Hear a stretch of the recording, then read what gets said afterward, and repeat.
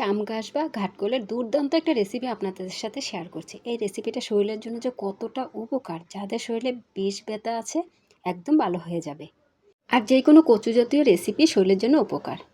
এটাকে আমরা ঘাটকোল বলি বা বউ কচু বা চাম গাছ। শাকটাও খেতে যেমন মজা, ডাঁটাগুলোও তার চেয়ে বেশি মজা।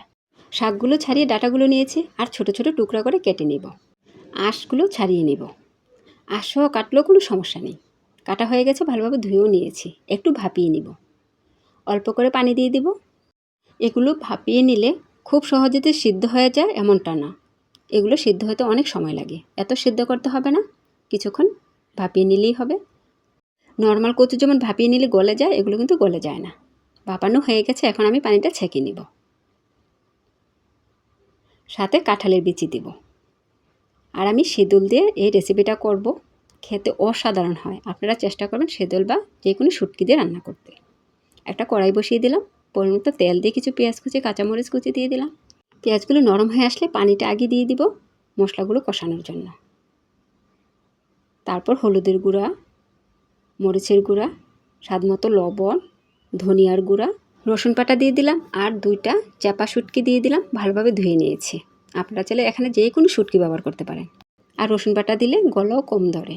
আর এই কচু কিন্তু একদমই গলা ধরে না ভালোভাবে রান্না করলে। আর ভাপিয়ে নিয়েছি, আর গলা ধরার তো কোনো প্রশ্নই আসে না। মশলাটা একটু কষিয়ে বিচিগুলো দিয়ে দিলাম। বিচিগুলো কয়েক মিনিট কষিয়ে নিব, কারণ ঘাটকলের ডাঁটাগুলো তো একটু ভাপিয়ে নিয়েছি, তাই বিচিগুলো একটু আগে কষিয়ে নিলাম। একটু কষানো হয়ে গেলে ভাপিয়ে রাখা ঘাটকলের ডাঁটাগুলো দিয়ে দিলাম। এখানে আর কোনো পানি ব্যবহার করতে হবে না। আস্তে আস্তে নেড়ে চেড়ে শুধু ভেজে নিতে হবে, যতটা সম্ভব ভেজে নেব। কাঁঠালের বিচি শুটকি ছাড়াও কিন্তু ঘাটকল ভাজি খুবই মজা। আপনারা চাইলে কাঠকলের ডাঁটাগুলো খালি খালিও ভাজি করতে পারেন। এখন সবার বাসায় কাঁঠালের বিচি আছে।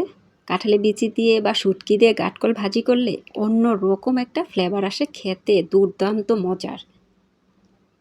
অবশ্যই ট্রাই করে দেখবেন। এই রেসিপিটা যদি ভালো লেগে থাকে অবশ্যই একটা শেয়ার করে দিবেন, পেজটাকে ফলো দিয়ে পাশে থাকবেন, সবার আগে আগে ভিডিওগুলো পেয়ে যাবেন। কতটা লোভনীয় হয়েছে মাশাআল্লাহ, দেখেন। যারা কখনো কাঠকল খাননি, এখন বাজারে কিনতে পাওয়া যায়। আমার অনুরোধ, একবার হলো ট্রাই করে দেখবেন। ভাজা হয়ে গেছে, এখন পরিবেশনের পালা। একবার খেলে বলবেন গরম গরম ভাতের সাথে কী খেয়েছি।